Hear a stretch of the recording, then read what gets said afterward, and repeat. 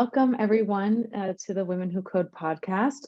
My name is Anna Shur-Wilson and I am the program specialist for career navigation here at Women Who Code. And today I'm joined by my colleague, Grecia. Hi everyone, I am Grecia Castaldi. I am the program manager of the digital communities here at Women Who Code. So today we're going to talk a little bit about an upcoming conference that we're hosting, which is our first ever Spanish language conference. You'll hear a little bit about our Spanish language programs in the past, but this conference that's coming up in October called Connect LATAM, we are both working on it. We're really excited. So Grecia will kick it off. Grecia, can you tell us a little bit how the Latin American community at Women Who Code started? I know you've been involved for a really long time before working here. Yes, of course. So first of all, I am from Mexico. I live here in Mexico. And before joining as a Women Who Code team member, I was a director of the Monterrey network. That's a city in Mexico. And as Monterrey, we have 10 more communities. We have 11 in total who speak Spanish. So they are located all over Latin America. We have networks in Colombia, Costa Rica, Guatemala, and also in Spain and some other countries as well. So they have been here for a long time. We have a big community of members who speak Spanish. All of those communities and volunteers are creating Spanish content all the time. They have great topics, great events. So we want to reach to more people who can be part of these communities. And also it has grown over the years. So we are 11 communities. And during the pandemic, it really helped us because we had the opportunity to organize some events together. I was still a director, so we had some events together. We had some collaborations. So I think now is the best moment to have this event. Let's talk a little bit about, so we started experimenting kind of with Spanish language events at like previous Connects. You and I worked together on some Spanish language track events as well. And I feel like both of these experiences made us realize that there was a huge audience out there. How did you feel about, what did you take away from those experiences? Yes, absolutely. I will start when we were in person, when we were having in-person events. It was 3 years ago, we had an event in Mérida, Mexico, and all of the Mexican communities joined and attended that event. And that was amazing. But I mean, we are talking about 4 networks of 11 that we have. So that was my first experience collaborating with other networks. And then, yes, when the pandemic started, we had other collaborations. And then for Connect, we had, I think the first one was the panel with directors. So we had this panel in Spanish. We invited some of our volunteers to share their experiences. And I think it was a great talk, a great event. And many people started asking for more content in Spanish. And I think in the next conference, we had around 4 talks in Spanish. So we invited some speakers that we already knew. We invited some of our volunteers. We had some interactive sessions as well. And I think we had, a great turnout from our Spanish-speaking communities. So that's why we wanted to do more, to have more events. And then, I think you mentioned about the track events that we had. Actually, you organized one of them. Well, I just remember the first Career Nav event we had in Spanish, which was about becoming an engineering manager. And we really didn't know kind of what to expect, because especially since what was extra interesting is a lot of people that are Spanish speaking, like at home, like have to work in English. And that was the case of our speaker. And she was a little bit nervous about presenting in Spanish for the first time. But the response to that was overwhelming. And people basically didn't stop sending questions to her like for days after the event. And it really kind of showed, I think it was such a special opportunity. I don't think our speaker, well, maybe she lived in Spain, but she worked for an international company. Like it was the first time to kind of marry these two aspects, like the personal life and the professional life. And I know a lot of our members also work in Spanish and live in Spanish, but I think that's like what made me so excited is kind of, you know, when you are a bilingual person, often like you can feel like you have two different personalities based on the language that you're speaking. And so the idea that to help speakers that have to work in English, for example, get to like talk about that in their native language is like so cool to me. But then, yeah, it kind of turned into Connect LATAM. But I want to know, Grecia, like, what were you thinking as Women Who Code kind of announced we were going to do this official conference for the first time? I have to say I was dreaming of this moment because, you know, we always have conferences and events in English. And as you said, like I can understand both of the languages, but Spanish is my first language. And I was hoping for this to happen, to have a major event in Spanish. So this is really, I mean, it became real, and we are organizing everything, looking for speakers. We're doing everything right now, and it's a lot of work, but it's very, very rewarding, I can say. And we also have many volunteers helping, and we can connect with many people, not only from Latin America, also from other parts of the world. Yeah, you can really see, I think, how excited all the volunteers are. It's like very inspirational to work with them, like again, to be able to like present this like other layer of their personality and who they are to the Women Who Code like staff and HQ members as well. But let's talk a little bit about programming, because it is a Connect conference. So we are planning things that are similar, but also some differences. What do we think people can expect from this conference? Yes, if you have attended any of our Connect conferences, it's something very similar, but of course it will have a different audience. So we are trying to focus on some of the topics that are important to our Latin American members. For example, many of our members in Latin America, they want to work in an international company. They are looking for a job, maybe in English, in another language. They have these questions of what do I need to do to apply to get a job? So we are trying to get, you know, this kind of topics that are important for them.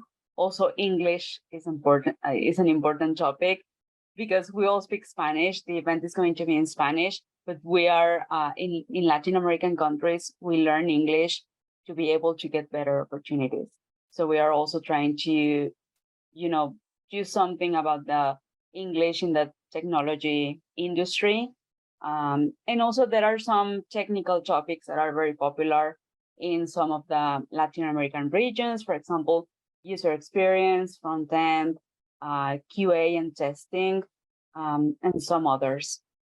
Yeah, and I think what is making me really excited about this conference in particular, like from the career navigation programming side, is that, you know, I'm from the United States. I've been trained in the United States. You know, I've always gotten to work with people from many different countries, which is so exciting. But the fact is, like, that's my perspective while we do some of the career navigation programming. And there will also be talks about like negotiating salary, you know, getting promoted, getting up the ladder, or even like CVs and resumes are so different from country to country or region to region. And I think this is such an exciting event to just also like grow all of the Women Who Code resources to understand that there are different things to do. And I'm so glad that you brought up the language, because I also feel like Women Who Code has been this, like the Latin American community at Women Who Code has been so supportive of me, of a non-native speaker. I feel so comfortable speaking Spanish with everyone. And like, I also want to like pass that along. And if people want to practice English, and I think that's like a very special thing about Women Who Code, because practicing a foreign language is very vulnerable. And this is such a welcoming and warm community. And I think that I want to, you know, we're recording this conversation in English. So if anyone's listening who is like a heritage speaker, like your family speaks Spanish and you want to get better, or you're like, you learned it before, really regard, like in university or high school, anything, or you just like music in Spanish, it's like such a warm and welcoming environment that you should absolutely attend, because you'll definitely be able to pick things up, I think, regardless of your language level. Absolutely. Everyone is welcome here. They can come and listen, they can come and practice. You can make some connections as well. I mean, no matter where you live or what language you speak, you can make connections with other people and get to practice your technical skills and also your language skills. Yeah, and I think, I guess I wanted to hear more about, how it feels to you. You talked a little bit about how exciting it was, like this is your dream. I am definitely super excited and very geared up for this event as well. But let's talk a little bit about kind of like the potential for social impact of Latin American women, or, Spanish speaking women, no matter where they reside, because we do have volunteers. Like I just learned about a volunteer, like she's from Venezuela, living in Germany, that kind of thing. So yeah, how do you feel like about the potential social impact about this event? I'm starting to hear comments from volunteers and members that they feel listened, and they say, okay, I wanted to have something in Spanish because it's my language. And it's different when, okay, you can go to an English conference and you can understand most of it, but I think you connect better with the people who speaks your own language. So they feel this like an opportunity to meet new people, to also to showcase their experience, because they can also apply to be speakers. And it might be the first time they speak at a big event like this one. So this is a great opportunity for everyone, and they really like it. I'm really sure they are applying for the first time here, and the second time will be in one of our English major events. I hope so. That would be awesome. Yeah, I think that this event really speaks to the Women Who Code mission of empowering diverse women in tech, because I feel like I spend a lot of time thinking about linguistic diversity and how to make sure everyone feels heard, and kind of the idea that it's what the content is what matters, kind of no matter how you say it. And I think this is such an exciting opportunity for us to like open the doors to people to be heard for the first time, because maybe they didn't feel like they had that opportunity before with some of our programs in English. Because yeah, I think we want to make things accessible, and like the idea of language access, at least where I am in the United States right now, is like a very important topic that my local cities are thinking about, like making sure, regardless of like where you come from or your level of the language in which it's being presented, like how to make the information the most accessible possible. And I hope that that's what we're doing with this too. Yes, of course. And as you mentioned, Women Who Code is always a welcoming community. You can come and no matter what language you speak, you can come and someone will be there supporting you. You can, as I mentioned, you can have your first talk with us in a small event, a big event, whatever. Someone will be there supporting you. So yeah, and I mean, you talked a little bit about this before, about how going virtual got people to collaborate across borders, like maybe in ways that they hadn't been able before. But I still think that sometimes people get a little bit overwhelmed with virtual conferences, even though, I mean, I love them, and I can share why later. But Grecia, what do you have any tips for making the most out of a virtual conference, where you might not have like the dinner afterwards or something like that? Yes, we always have this networking feature or ways of connecting with people. So my pro tip is for everyone to use this feature or try to connect with people. It can be, using the chat. It can be like following people on LinkedIn. There are many ways, because that way you will get contacts, you will do some networking, and you can find great opportunities. Like, you never know, if you connect with someone on LinkedIn, they might have your next big opportunity. So always try to connect with people, to chat with them. We always have the networking and the chat as well. So keep interacting with people, and that's really the benefit of being part of a community, and also attending a major event like this one. Yeah, and I think it also just maybe even if you're back in person working, like it's a good skill to keep sharp, how to kind of cold call people or like reach out to people that you've never met in person. And I think this is like a very low stakes way to practice that, because in this community, like everyone's always going to accept your request and probably respond to you too. So at least it's like you can feel a little bit empowered after every single conference or event. I always have like 6 or 7 at least LinkedIn requests, and I just like, I love it. But a volunteer recently was telling me that after she goes to a virtual conference, because one thing is that, you know, in person, maybe you meet like 2 people or like have a good connection with 2 people, but a virtual conference, like basically any attendee is open to you to be a potential connection. So the advice that she gave was to, like, whatever way you like to store information, like she uses a Google sheet. She just would put like name of the person, something identifying, so that at least when she did reach out, she could be like, I really loved how you talked about applying machine learning practices to like advancing this social cause, or, you know, something like that, something very specific. And that definitely helps you get a little bit less overwhelmed, I think. I don't know what you think about that, or if you've ever done something like that, Grecia. That's a great tip. And I really like when they connect with me, when they mention where we met. Like they said, I saw you at the Connect conference, for example, or I saw your talk and it was amazing.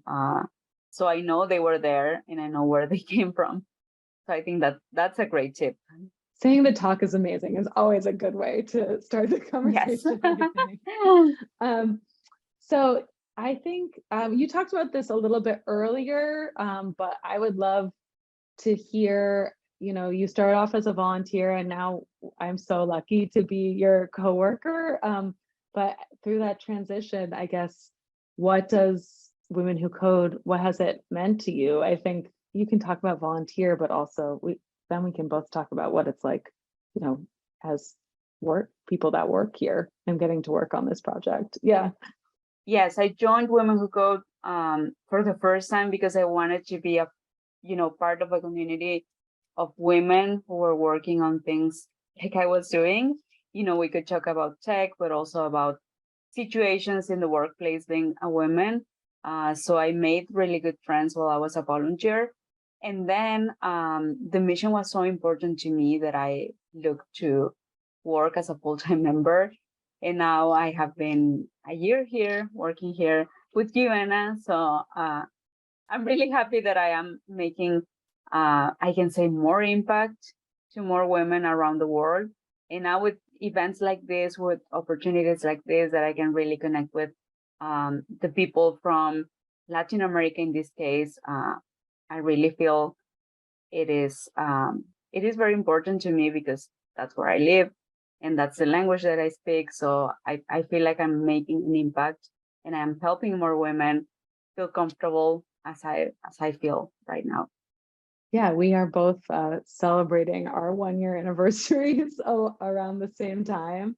But I guess I would just add that it's like the global nature of Women Who Code that made me want to work here. And so like being able to work on a Spanish language event is like the absolute dream. I've like been studying Spanish for a really, really long time, but you know, I don't use it in my everyday life. And working in another language is an experience that I feel like everyone who's interested in it should have. It provides like so much professional development. It really like takes your skills to another level, and that would not be possible like without the welcoming like of the volunteers. Like, not, I feel like I'm helping them, even if, you know, nothing's perfect that I say, but it's like a very special thing. But yeah, anything else, Yes. Grecia? Yes, and special thank you to our volunteers. I think they are doing a great job. They are helping with, you know, reviewing talks. They will be helping with communication with speakers. They will be moderating. You will see them at the event, and I can thank them enough because they have been great. Yeah, absolutely. So we're imagining that the listeners are really excited to register, and there's plenty of times to register. So you can go to LATAM, LATAM.womenwhocode.dev, which is DEV as in Victor. And you can register today. And then if you register, you'll get updates about speakers, like different tips about how to make the most about the conference. Then anything else you want to make sure that people do, Grecia? It's a free event, so make sure to invite your friends, your colleagues, anyone who might be interested. If you don't speak Spanish, I mean, you can join anyway, but you can invite your friends who can speak Spanish so they can join and they can connect with other people in Latin America. Yeah, and definitely like a lot of the networks are doing digital events leading up to it, so you can join all the different networks beforehand as well if you want to get a little bit of a glimpse of things.